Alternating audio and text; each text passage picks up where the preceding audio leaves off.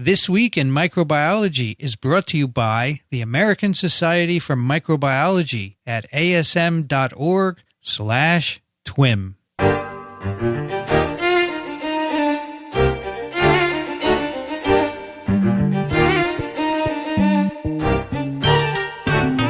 This is TWiM, This Week in Microbiology, episode 227, recorded on October 1st, 2020. Is today October 1st? Today is October 1st. Oh my gosh. We've been in COVID for 6 months. I'm Vincent Racaniello, and you're listening to the podcast that explores unseen life on Earth.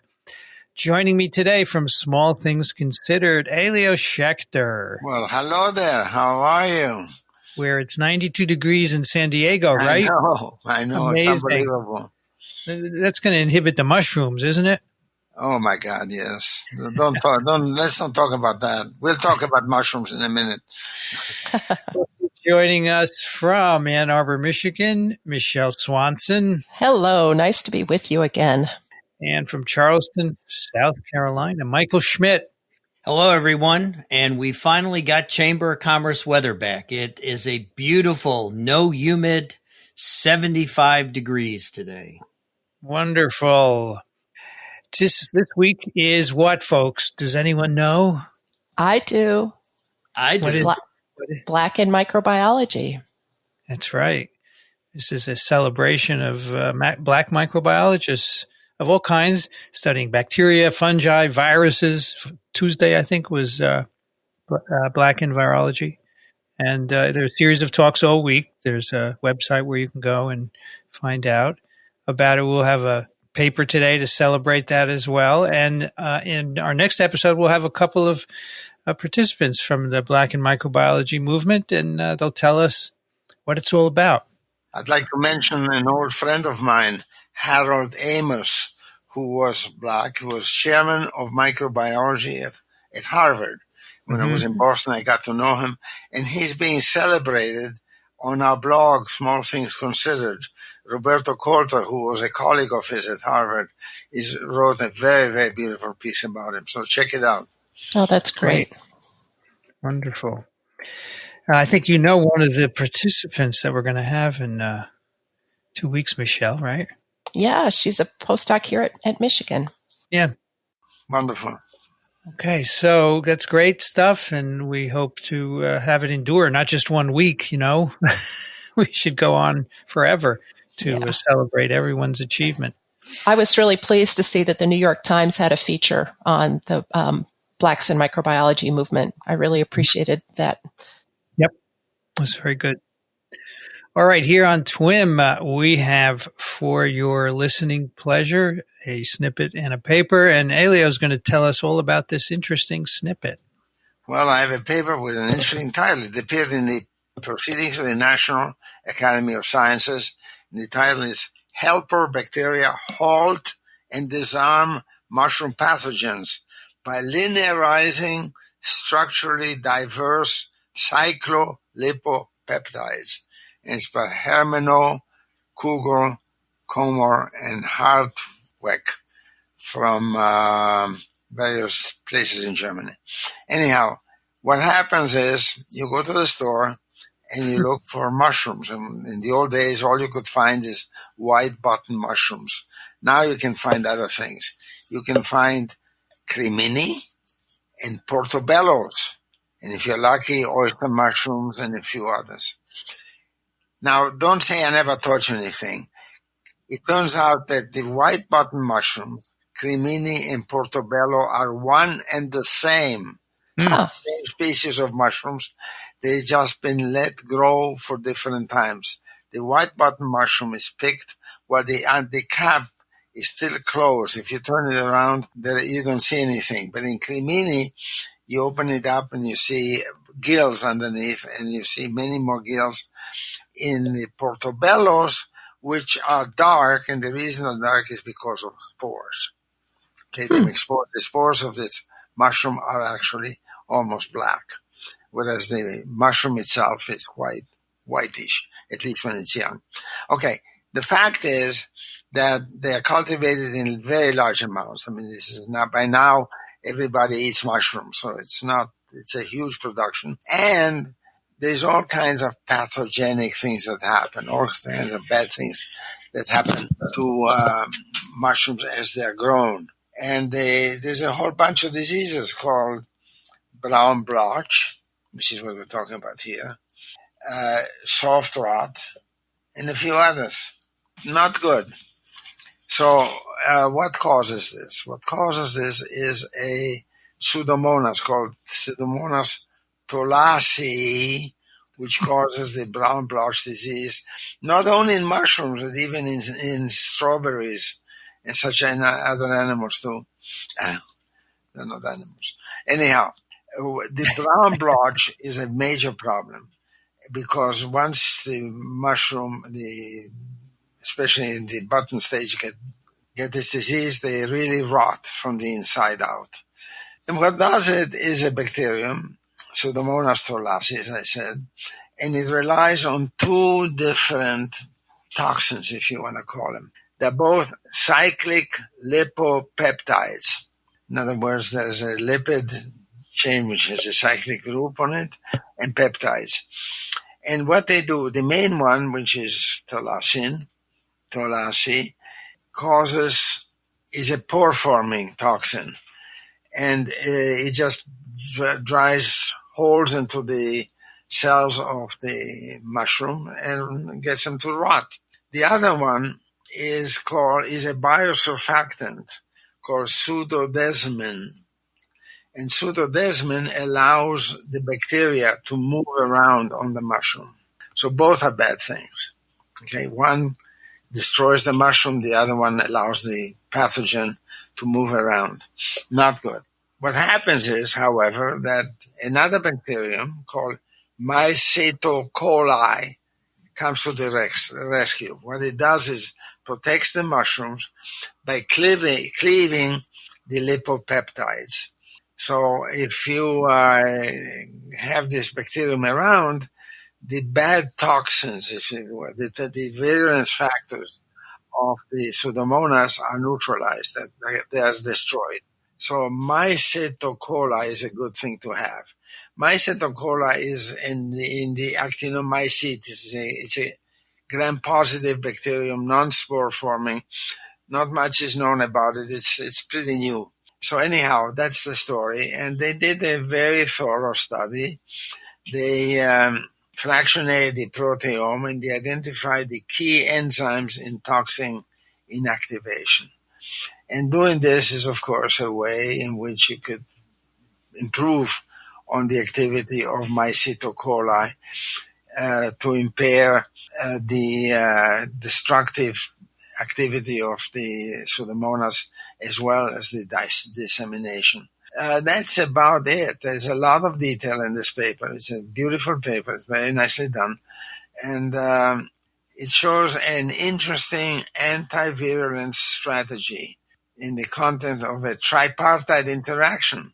Bacterium, fungus, that is the mushroom, bacterium number one, which the Pseudomonas, which causes the disease, and bacterium number two, the Mycophiles coli, which undoes the toxic factors. It's a very nice story. It appeared in the PNAS and it was written up in the front page. I don't know if it's the front page. Anyhow, in the New York Times.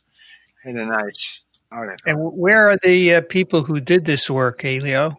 They're in Germany. They're in Leipzig Institute for Natural History in Jena. Actually, they're all three from Jena, Germany. Mm-hmm. Leipzig Institute for Natural Product Research and Infection Biology. So when these mushrooms get this disease, is it typically in the field or in the store?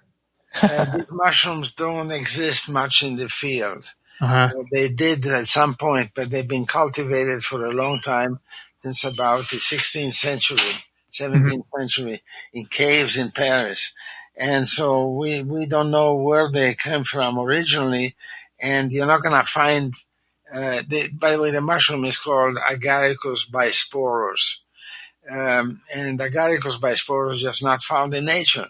It must be someplace, but you don't find it. So it's only in cultivation that you find this. All right, so these are grown indoors now. That's right. And they're grown here in Charleston. The Memkin Abbey actually sells oyster mushrooms and the Portobello mushrooms, and they sell them both dried and their fresh forms to the grocery stores in town, and they sell the dried versions over the internet as part of their business. No, And I can say that I'm very enthusiastic about drying these mushrooms. There are mushrooms which actually improve on drying, like the porcini mushrooms. If you see those dry, buy them by all means, because drying brings out the flavor. But not the portobellos and the cremini and the button mushrooms, not particularly. Now, Elio, if you're growing these and you get this bacterial disease, is there anything you can do about it? That's where I was going. Well, you gotta find the mycophiles bacteria. If you do that, then you're okay. And you put it. Oh, so they put the bacteria on to reverse. Put the bacteria onto the mushroom, and the bacteria make this protective activity by destroying the toxin. I see. so this is sort of the companion paper to our last TWiM episode when we were discussing eczema. And we were spritzing a bacterial culture onto children in order to prevent the growth of eczema. So you can imagine that if you're growing a commercial mushroom farm and you do get an outbreak of this horrible brown spot disease, you could almost go and cultivate this mycelium and spritz it on and hope for the best. And I'm sure that you don't have to do that. Just cultivate the bacterium, the mycophiles. But how do you get it onto the mushroom so it stops the spread? Just spray it. Just spray it. That's effectively what I was suggesting. Yeah. So you don't think, Elio, that this paper would lead to, instead of spraying with the bacteria, spraying with the enzyme? I don't know. I guess you could do that, but why would you? Cheaper. It's cheaper to do the bacteria. If there are no side effects. Right. The real question, Elio, is what do you prefer, white button or Portobello? Well, what's for dinner? I do think that Portobellos are better. They're more tasty. The white button mushroom is not bad, but you have to really know how to cook it. It's a bit bland otherwise. It doesn't quite have the spritz of the Cremini. Cremini are pretty good, and Portobello even better. I love this story. I didn't know anything about this, and it's wonderful chemistry and enzymology. Isn't it lovely what the biological world holds? Just the amazing stories. Yeah. So, Michele, all you have to do is look, and you'll find, right? And know how to look, I guess, huh? Well, that's part of it. Yeah, you just can't do anything. And as I say, it's not only good for mushrooms. What other things is this good for? Strawberries. Yeah. There was something else. No, that's right. You called them other animals, right? Okay, got it. Let me ask you one more thing. Did your interest in this paper stem from your interest in mushrooms? That's correct. I'm an old mushroom picker. When I lived in Boston, which was a good part of my life, I went out mushroom picking, and Boston's the area is very, New England is very good for mushroom because it rains. San Diego, which is where I live now, would be terrific if it ever rained. It doesn't. But Elio, I think you're selling yourself short to just call yourself a mushroom picker. You are quite a student of mushrooms and have published books on mushrooms.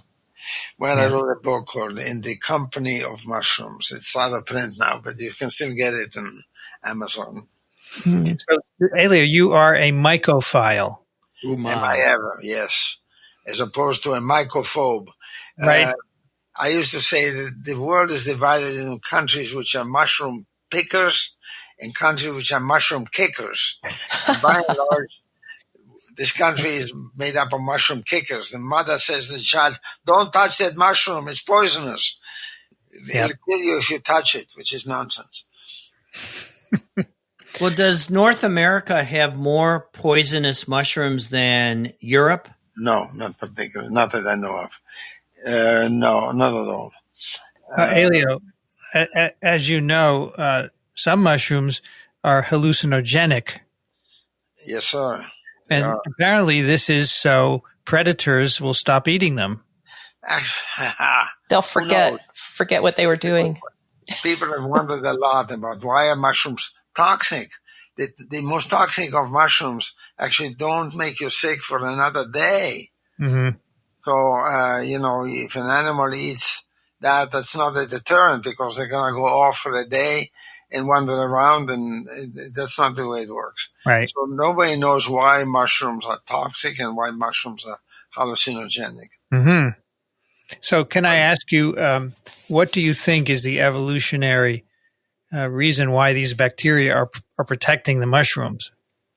Oh, I think it's a coincidence. Yeah. I mean, they just happen to make an enzyme that destroys the toxins Mm-hmm. and the spreading factor.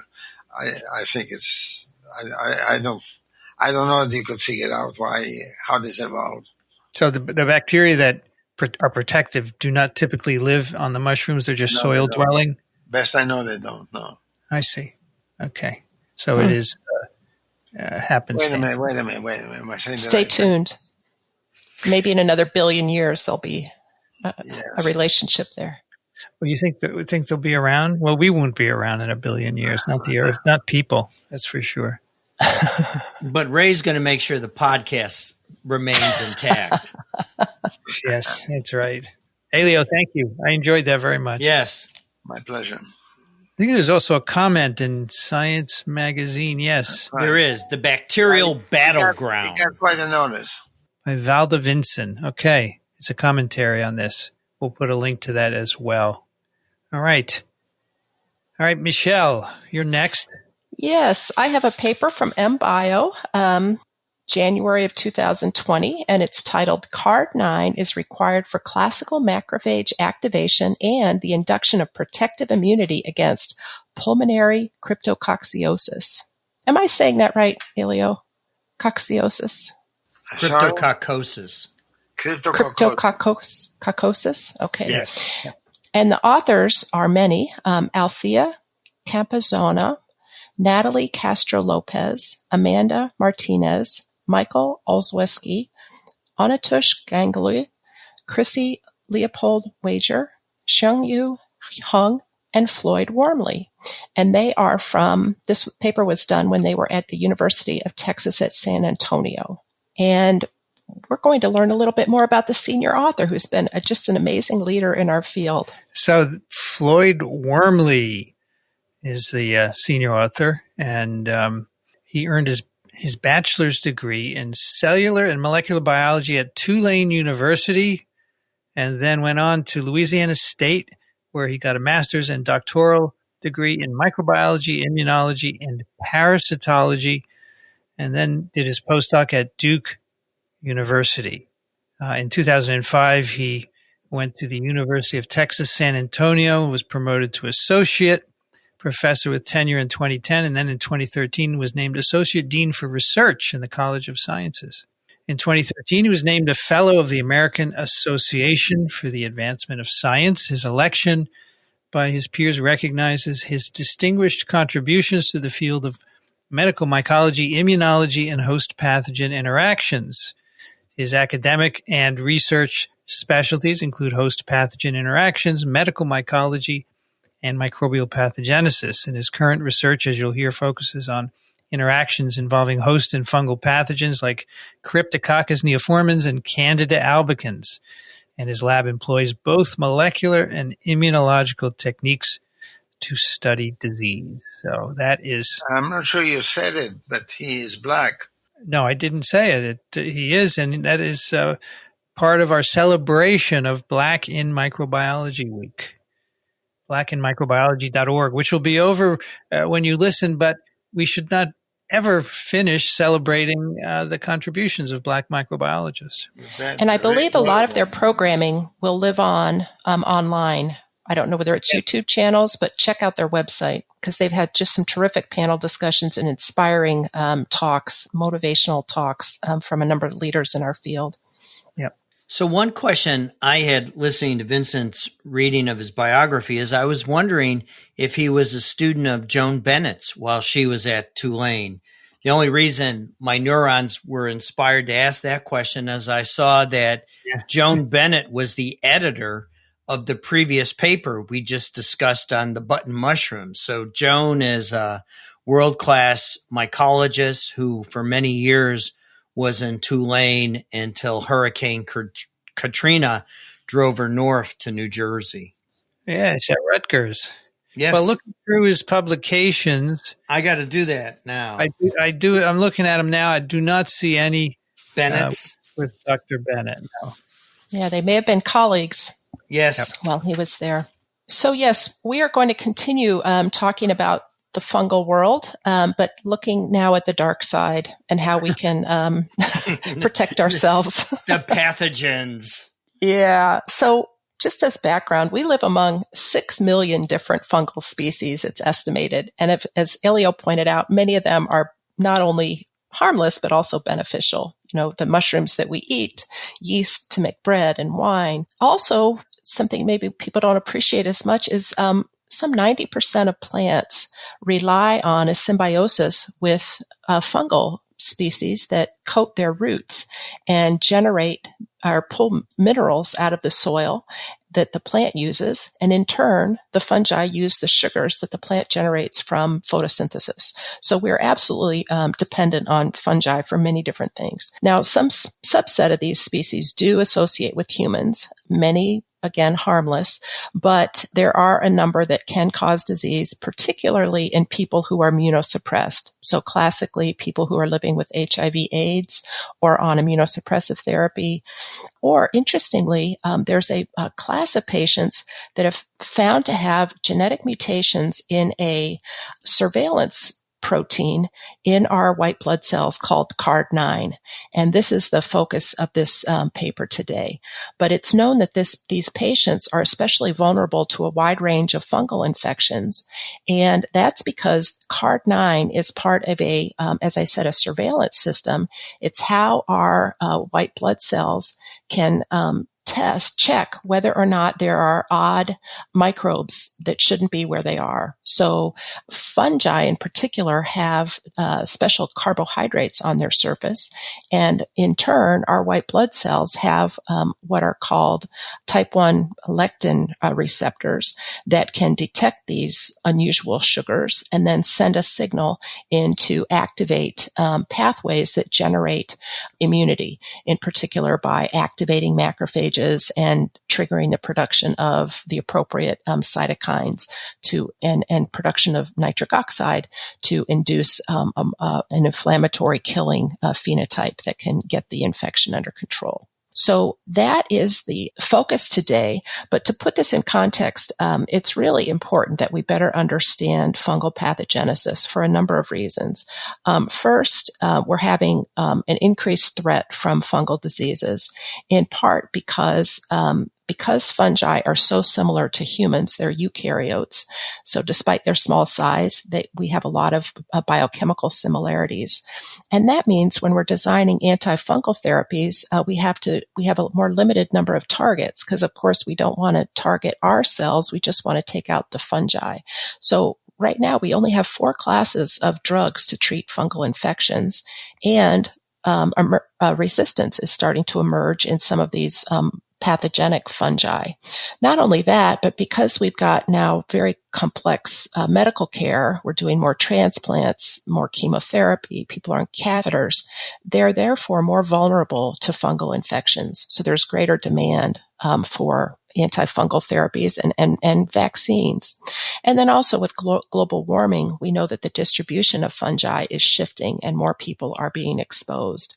So there's a lot of motivation to understand how our body naturally can defend against these pathogenic fungi, and then can we harness that information to design vaccines and therapeutics. So that's what motivated this paper. And Floyd Wormley and his colleagues have been working on this, the problem of Cryptococcus neoformans pathogenesis for some time. We do know that this is typically an opportunistic pathogen. Again, like HIV/AIDS, people are especially vulnerable. Normally, though, it lives in the soil, on decaying wood, bird droppings, etc. But if you inhale it and you don't have a strong immune system, then you can become vulnerable to a pneumonia, or in some cases, even meningitis. So it can get into the central nervous system as well. So the tools that the Wormley lab has to try to understand how we can mount a protective immune response are really two that I'm going to focus on. Previous work, including from this patient population, identified this protein card9, which is a key component in the surveillance pathway that recognizes carbohydrates from fungi and then triggers the appropriate macrophage response.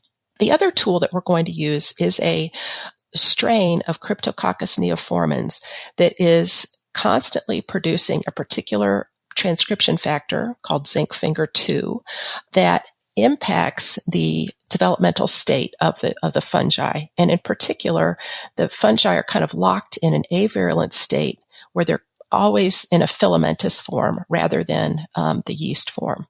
And so this has become a useful tool because previously this lab and others showed that if you treat mice with this strain, and we're going to call it LW10, the mice develop an immunity to subsequent infection. So this is a great handle then on trying to get in and understand what the pathway is that allow the immune system to recognize and contain fungal infections. So just to illustrate that point, really the experiment that kind of launched this project is shown in figure 2A, where they have mice that either encode card9 or do not. They expose them to this LW10 strain of the fungi and found that the wild-type mice do quite well. None of them die, but the mice that lack this card9 component die by a month after infection. They also could look in the lungs of the mice and find that the wild-type mice had been able to control the fungal replication, but the card9 mutant mice had a large burden of fungi in their cells. And similarly, in the spleen, there was a large burden of disease. So this was a really clear result, and it convinced them that they ought to look in more detail and compare macrophages and mice that either encode this card9 protein or lack it. And that's a key tool throughout. So the next experiment they did was to look in the lungs and see if the immune cells that were recruited after exposure to Cryptococcus neoformans differed in the mice that either encoded or lacked card9. And when they looked by flow cytometry, they found pretty much the populations of cells looked similar, nothing really dramatic there. But they then took the extra step of looking in the microscope and looking at the cells that they washed out of the lungs of the mice that either encoded or lacked card9. And what they saw was remarkable, and it's in figure 3. What happens is the Cryptococcus neoformans not only replicate, but they form Titan cells. Titan. So you might remember Titan from any Greek mythology you may have heard. The Titans were the children of the marriage between the god of heaven and the god of earth. So they gave rise to these immortal, powerful giants. And that is an apt description because when Cryptococcus neoformans forms these Titan large cells, first of all, they're huge. So a typical cell is only about 5 to 7 microns, but these Titan cells can be up to 100 microns. So that's 20 times larger. So just imagine if I, for example, could, when the situation called for it, if I could expand in size 20-fold, I'd be more than 100 feet tall and big and strong. This sounds like a comic book. Yeah. And the pictures are amazing. So you can imagine how this could be useful. And what's really cool, these Titan cells can sit in the lung, and they're too big to be eaten by the macrophages that normally patrol those surfaces, but they bud off normal-sized yeast cells that can then disseminate through the body, including get into the central nervous system. So this is a fascinating area of biology that I hadn't heard of. They also make a thicker capsule, so that also protects them from complement and other components of our immune system or therapeutics. So they're difficult. They contribute then to long-term survival during infection.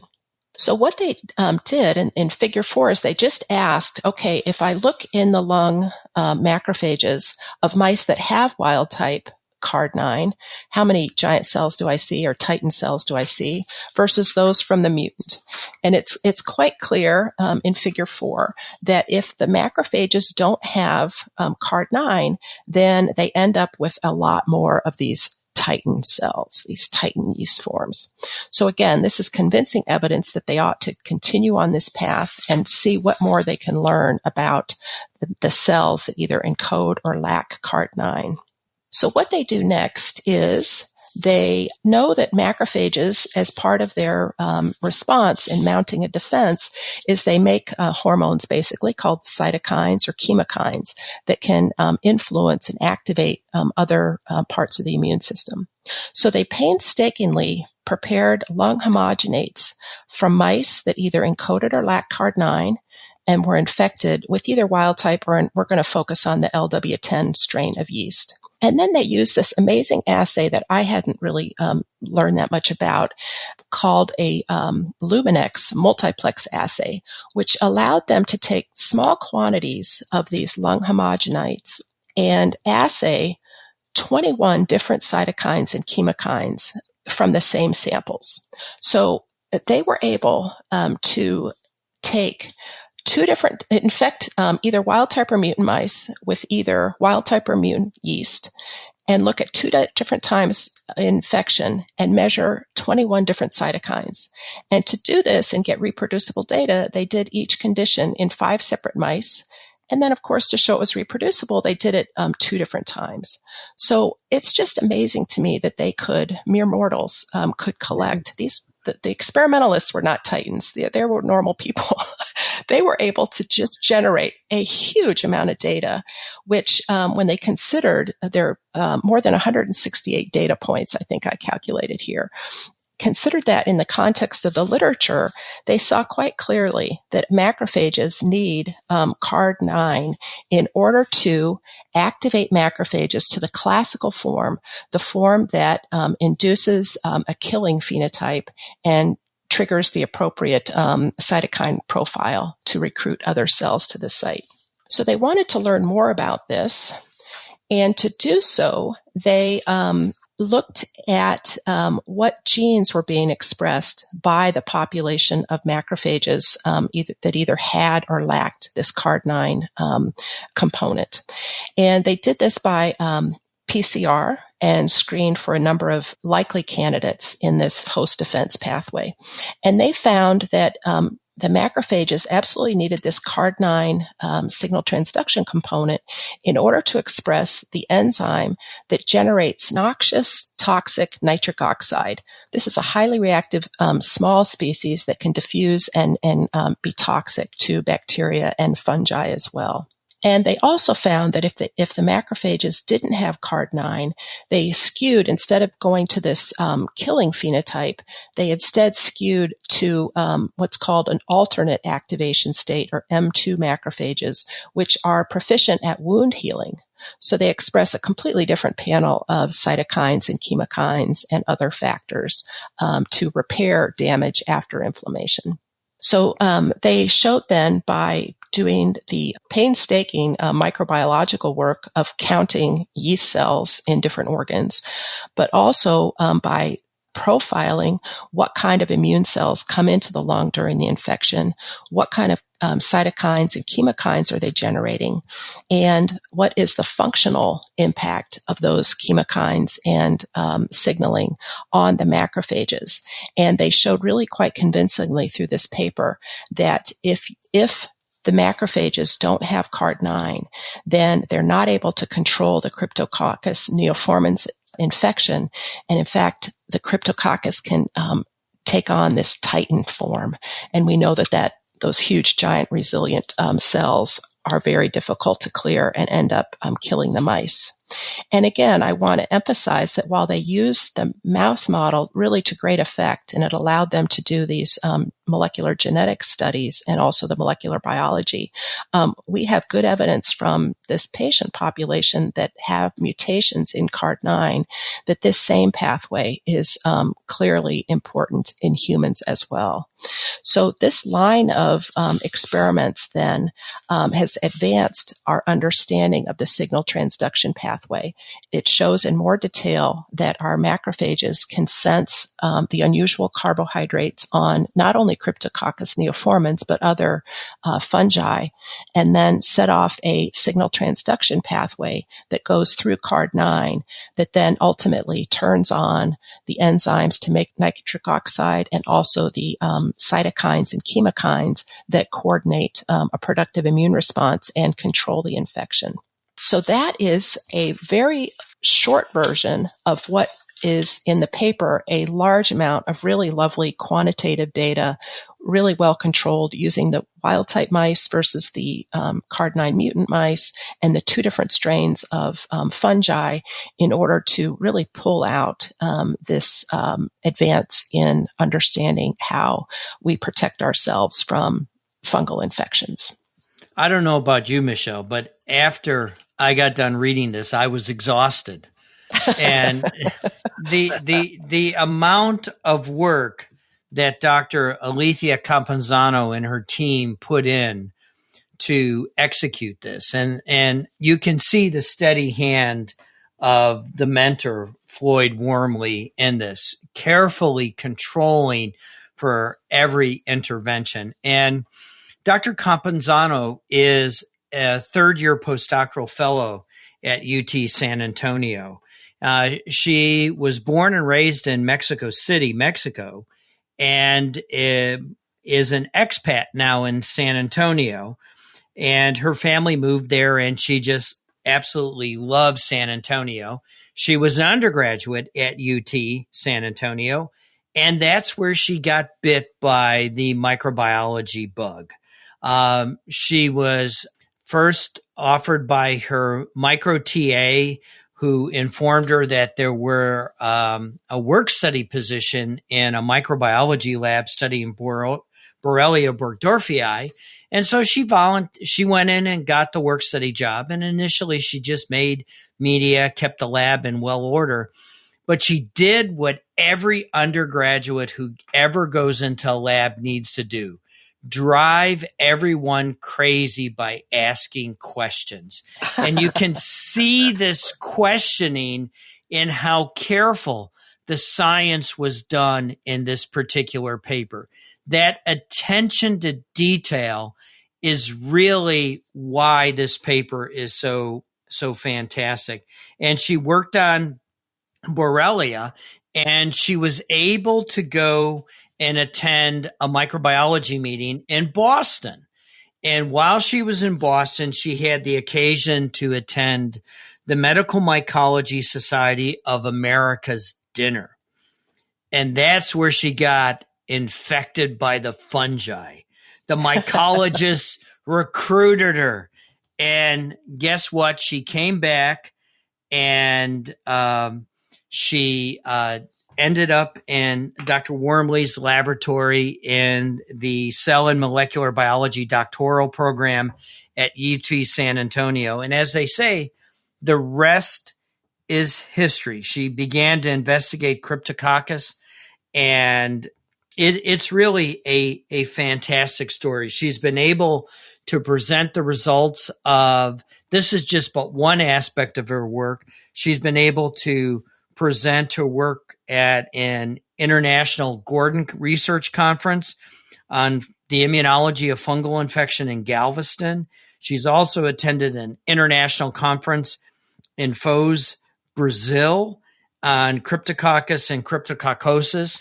And so she is, as they say, living the scientist's dream. She's pushing the envelope of the discipline. She's getting to go out there and express her science. And her current mentor is Dr. Wong And while the working in the highlighted 2020 MBio card manuscript, her current work is focusing on developing vaccine candidates for the causative agent of valley fever, or cocci, another fungal disease.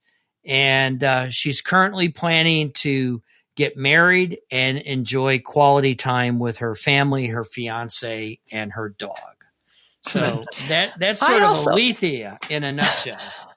I also appreciated that she is interested in sharing her love of science and bench science and the opportunities that she's enjoyed with the next generation. She wants to pay it forward. So we're lucky to have her in the field. Absolutely. And Michele, I thought it was interesting that people who get serious fungal infections like these may have mutations in the gene encoding CARD9. Yeah. So and this is explaining the mechanism, perhaps, by which they have serious infections that they can't activate macrophages properly, as described here. And I think there must have been astute clinicians that made that connection, because typically healthy people are able to control most of these infections. As Elio probably knows better than I, we're constantly inhaling spores from fungi out in the natural world and in our buildings as well. And most of us do quite well. So when they started to see previously healthy young people get these weird fungal infections, I guess if enough people reported it, that motivated them to look and see if there was a mutation that was associated with it. So that's one way that we can make the link between the role that CARD9 plays and how important it is in protecting us from fungal infections. Very cool. Thank you, Michele. Yeah, I also want to add that in preparing for this presentation today, I really enjoyed reading a colloquia report from the American Academy of Microbiology recently published. It's called One Health, Fungal Pathogens of Humans, Animals, and Plants. And they really make a compelling case that we need to invest more in understanding fungal pathogens and beneficial fungi as well, because, as I said, a lot of our, majority of our plant life, including our cash crops and food crops, really rely on this symbiotic relationship. And also with the challenges that I mentioned with increase in fungal disease, we are woefully unprepared for the challenges there ahead. There are new strains. There's a cryptococcus called Gatti, Gatti, and there's another one, Michael probably knows it, which is showing up all over the place. Well, Cryptococcus gatti is really quite scary. It's really quite scary. It sort of had its initial foray in the Pacific Northwest, but it's creeping east. And it's a pretty frightening disease syndrome because it affects normal immunocompetent individuals as opposed to the immuno-incompetent individuals. Wow. Yeah, so I believe there's other isolates that look pretty bad. So we have to pay attention to cryptococcus as well as other fungi. So, Michele, can we put that One Health issue into the show notes for our listeners? Yes, I'm adding the link now. I think Vincent must have already put the title. So yes, excellent idea. Thank you. All right, I have two email for you today. We have one from Joel who writes, "Thanks for your podcast. I often listen with great interest. In the recent episode about lag phase, I think there may have been a small, about 11 orders of magnitude error that I wanted to point out." That's big. That's big. Please do. Using a simple calculation of Avogadro's number, assuming 10 millimolar ATP in a volume of 1 femtoliter. Femtoliter. Which is 1 femtoliter. There are 10 to the 7th molecules of ATP per cell. The 10E18 was actually listed incorrectly, as the authors in the primary publication said 10 to the 18th molecules per milliliter of culture. Okay, thank you. Everyone on the show does great work, and I appreciate your efforts. Thank you, Joel. And Jaber writes, "Hello, TWiM team. I'm a big fan of your podcast and enjoy your discussions. You're doing a great job in presenting the top journal papers in the world of microbiology. I believe that your amazing collection of TWiM lacks a discussion about Deinococcus, the world's toughest bacterium. Hence, I want to suggest you discuss this interesting paper in your next TWiM podcast. And this is a paper published in Frontiers in Microbiology called DNA Damage and Survival Time Course of Deinococcus Cell Pellets During 3 Years of Exposure to Outer Space. Normally, this microbe, Deinococcus, lives in the sludge of nuclear waste storage tanks. So it's really quite hardy, and it's got a tremendous DNA repair system. Yep. And this is about bacteria attached to the outside of the space station. So we'll do this for sure, Jaber. Jaber is from New Zealand. He is a doctoral candidate at the International Center for Terrestrial Antarctic Research at the University of Waikato. Thank you. Yeah, that's a great idea. Are they really the world's toughest bacterium because you can irradiate them highly? They're living in these waste storage tanks for nuclear waste from the weapons program and from nuclear power. I mean, these are hardy little creatures. I noticed the paper is from groups in Japan, and if you remember, that was where that Fukushima, a million-year-old bacterial story came from that we discussed recently. Remember that? And they also are the country that gave us Godzilla, which has also been, a very hardy, a hardy, monster. Get a radiation, radiation mutation of some lizard somewhere. Yeah. All right. That is TWiM 227. You can find it, the show notes at microbe.tv/TWiM. If you like what we do here on TWiM and the other shows that we do, TWiV, TWIP, etc., you could contribute financially over at microbe.tv/contribute. And we love getting your questions and comments. You can send them to TWiM@microbe.tv. Michele Swanson is at the University of Michigan. Thank you, Michele. My pleasure. Elio Schaechter is at Small Things Considered. Thank you, Elio. Of course. And Michael Schmidt at the Medical University of South Carolina. Thank you, Michael. Thanks, everyone. I'm Vincent Racaniello. You can find me at virology.blog.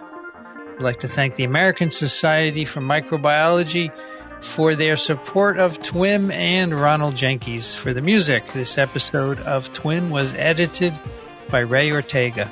Thanks for listening, everyone. We'll see you next time. Mask up, everybody. Mask up, everybody. See you next time on This Week in Microbiology.